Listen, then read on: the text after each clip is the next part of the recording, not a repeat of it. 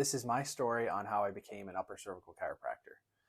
So before attending Palmer, my plan was to go through school, become a traditional chiropractor, go back home to my hometown, and just adjust people the rest of my life. And once I got to Palmer, that whole plan changed.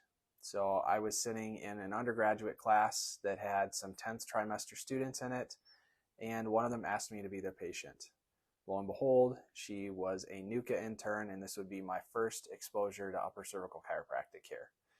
And I didn't really have any problems going into the beginning of NUCA care, but the benefits that I saw afterwards truly changed my life and started me on this path towards upper cervical.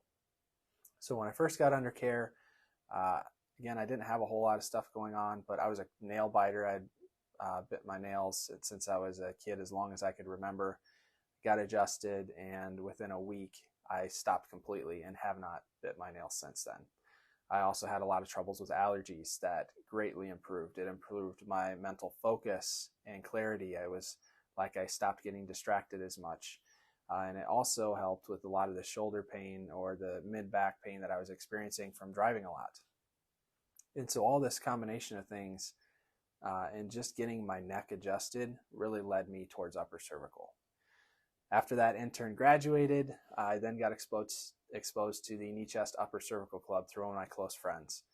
And this was my first exposure to the knee chest upper cervical technique, and my first exposure to a lot of the stories, the success stories of patients who were under upper cervical care. My friend at the time had just come from Michigan. He had been working in an office for a very successful upper cervical doctor, and would tell me about how one adjustment could change somebody's life, whether they had neck pain, low back pain, sciatica, migraines, seizures and concussions, and all of these conditions that just didn't make sense to me. I didn't know how it could help somebody. And I also was attracted to it because it could help somebody, and it's with a variety of conditions and in such a life-changing way. And so I spent the rest of my time at Palmer studying the knee chest upper cervical technique. Among many other techniques, we learned the Palmer toggle recoil technique in school. That's part of the curriculum. That's another upper cervical technique.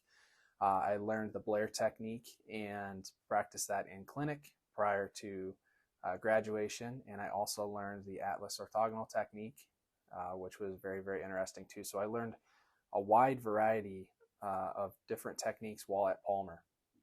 And throughout the time that I was learning these additional techniques, I also learned knee chest upper cervical from multiple different groups. It's probably 3 or 4 different groups.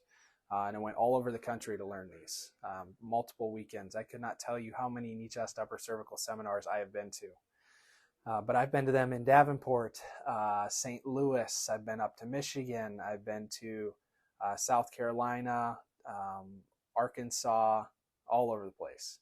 Many, many hours have been spent on that. I went through a year-long training program where I had weekly calls. We had intensives that we went to in Indianapolis. There's another city I went to.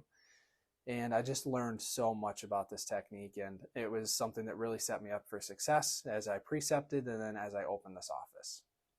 And a lot of what you've seen here is I didn't have a crazy fancy story. I was just a normal person who happened to fall into the right places and right situations to get me to where I'm at now. And I'm very, very thankful for that.